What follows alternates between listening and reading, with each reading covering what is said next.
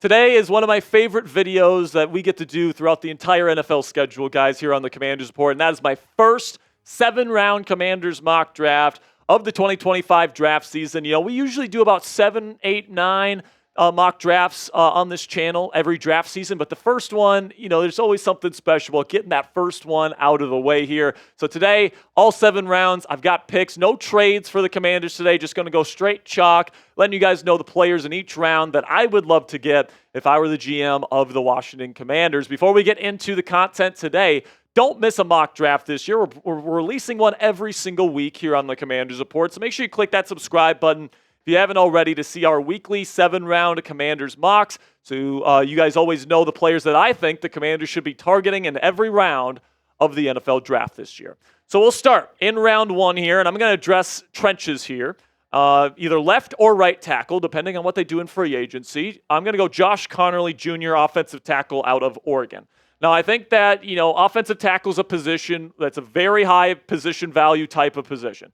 And, you know, I think that there's going to be multiple people that go pretty early at this position, as they usually do, but I think Conerly has a chance to be there late round 1 for the Washington Commanders. And what I love about Conerly and what really draws me to him is his pass protection technique. He has great footwork. He's a great athlete. He can handle speed rushers on the edge. He's really good in terms of his hand placement as well. And, you know, something that really draws me to him, and specifically the athleticism, is that he's so good at getting out in space as a blocker on wide receiver screens. What does Cliff Kingsbury, the offensive coordinator here in Washington, love to do, guys? We know it. On early downs, they throw screens a ton. And Conerly's the type of guy either at left or right tackle that can get out there and be an absolute menace out there, taking on, you know, the nickel defenders and corners that get in the way, and he can just pancake them. That's what I love about him. He's super intelligent player as well, picks up stunts. He's got good arm length, so he can handle the finesse moves from edge rushers as well. Now, he is a little bit undersized, 6'4", 315. That's not necessarily the size that you want. You want him to get a little bit more size than that. His anchor strength isn't necessarily what you want to see. Can get bullied. If you guys saw Mike Green, one of the top edge rushers in this class, ran his ass over at the Senior Bowl this year in the practices. So he's not the most powerful player in the world, but I don't think that, you know, in this type of offense where you're going to be throwing the football a lot, you necessarily need to be the most powerful player out there.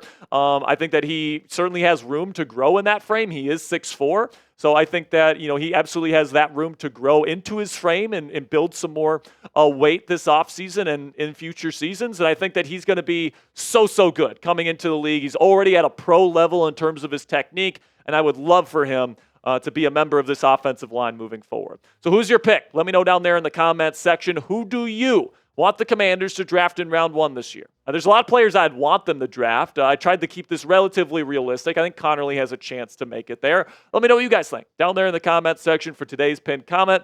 YouTube's going to throw you an ad break here in just a couple of seconds, and when that happens, take advantage of that time. But let me know who you want the Commanders to take in round 1.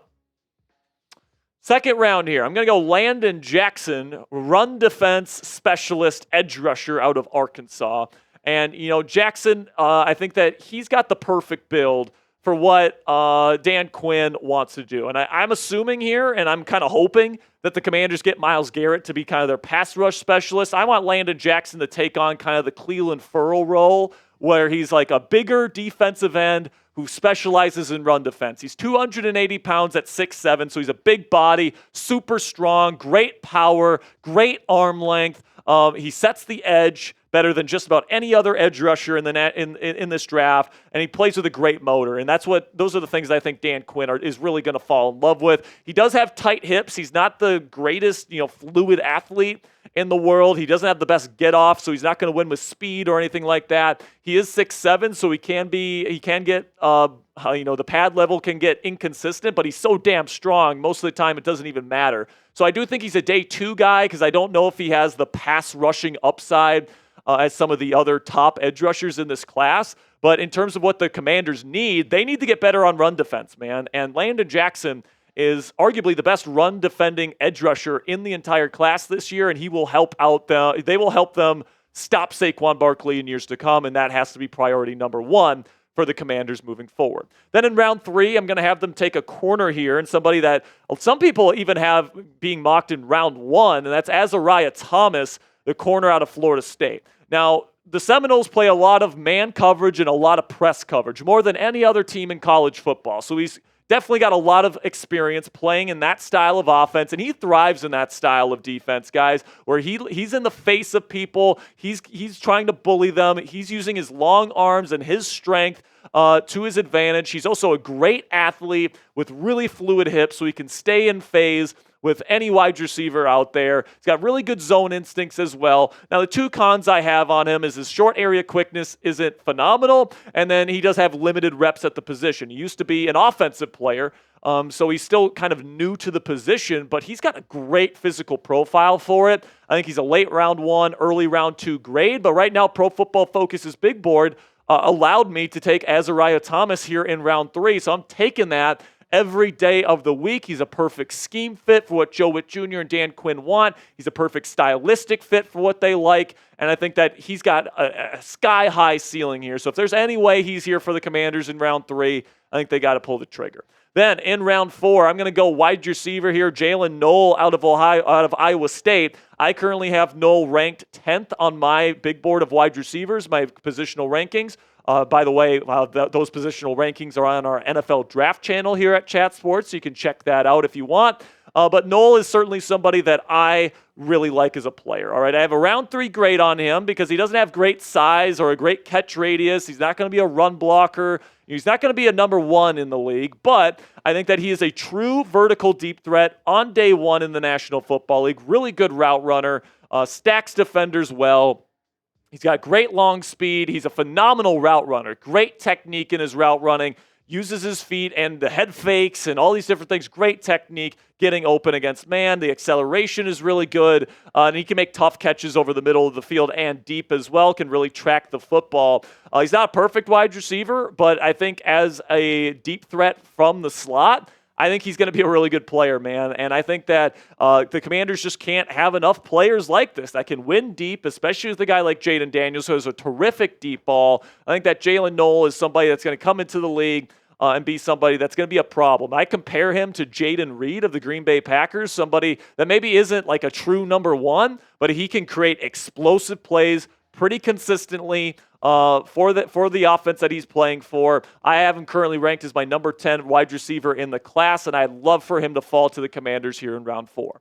Now, before we get into the day or the more day 3 picks here, some of the sleepers I have for you guys today, make sure you click that thumbs up icon if you haven't already for more Commanders mock drafts. If you want more draft content here on the channel, you got to let me know by giving me those likes, all right? The more you guys like the videos, the more that tells me that that's the kind of content that you want on this channel. So if you love these mock drafts, you love the draft content, you want more of it, click that thumbs up icon right now.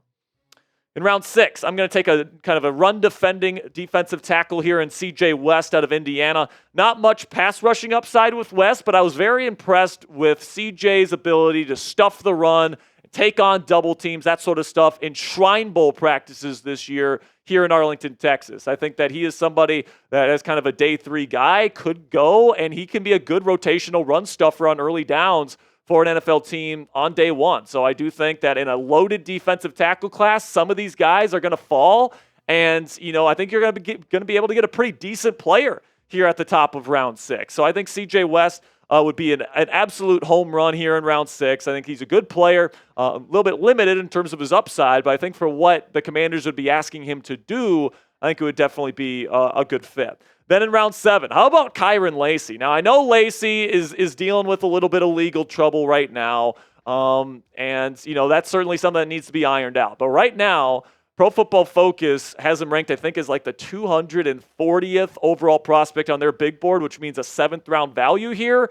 And Kyren Lacy had a great season with Jayden Daniels, along with Malik Nabers and Brian Thomas Jr. in Daniels' Heisman Trophy winning season. If Lacy is going to, behave himself anywhere in the National Football League, I think it would be here in Washington playing for his man, Jayden Daniels. So you would be adding somebody here in the 7th round that some people were projecting on like day 2 just a couple of months ago. So I think that this is something that could absolutely work. Now, obviously, there's a lot of things that need to be ironed out with him, with his situation legally. But I just think, if he does end up making it here to round 7, I mean, who else are you going to get better here in round 7 than Kyron freaking Lacy? This is a good football player here, so I think it's worth the dart throw. Then in round 7, I'm going to go Thomas Perry, the interior lineman out of Millbury. I actually picked him in my perfect Commanders offseason as well. And I think Perry is going to be a very interesting player for me. He was my biggest winner at Shrine Bowl practices this year. Comes from a Division III school, so nobody heard of him.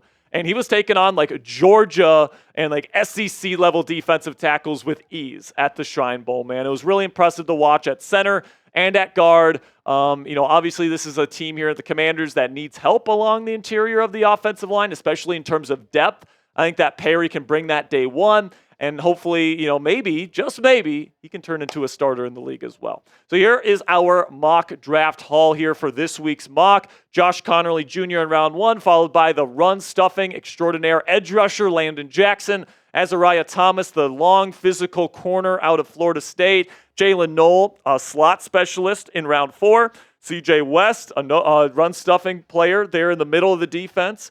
Then you get Kyron Lacy and Thomas Perry in round 7. I really like those two values as sleepers. So grade my mock for me down there in the comment section, guys. A, B, C, D, or F. Let me know what you guys think down there in the comment section. Obviously, I'm giving myself an A+ here because I think this mock is awesome. But let me know what you guys think down there in the comment section. Click that subscribe button if you haven't already, because we got more Commanders draft content coming your way just about every single day here on the channel. We are the fastest growing channel, not only on Commanders YouTube, but here at Chat Sports as well, guys. We've added over 7,000 subscribers in just the last month alone. Thank you guys so much for helping this channel reach the heights that it's starting to get to right now. And let's keep it riding right now by you clicking that subscribe button. Until tomorrow, guys, out to the Commanders.